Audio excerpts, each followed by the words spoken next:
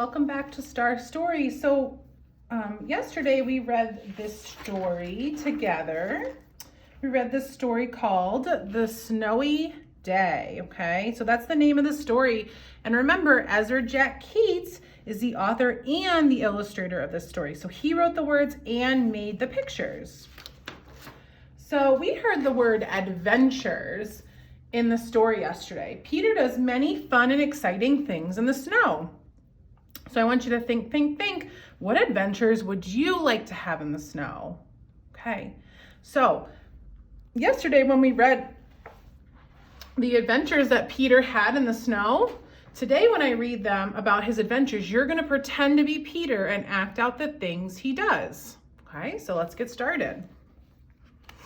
The Snowy Day.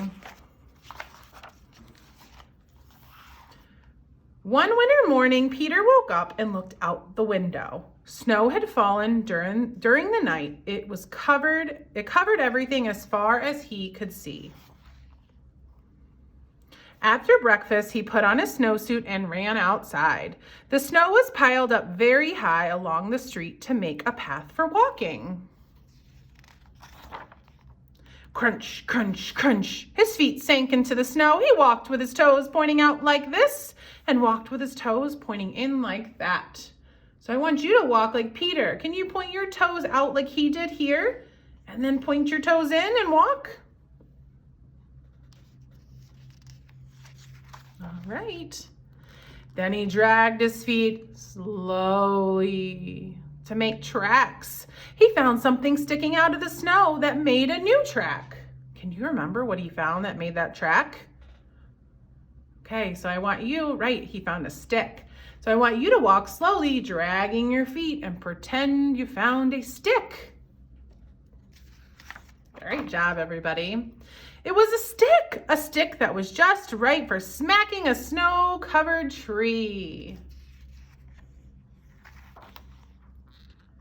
Down fell the snow, plop, on top of Peter's head. There he goes. He thought it would be fun to join the big boys in their snowball fight, but he knew he wasn't old enough. Not yet. So he made a smiling snowman. Ooh, can you pretend to make a snowman? Pretend there's snow on the ground near you and you're making a big smiling snowman. And he made angels.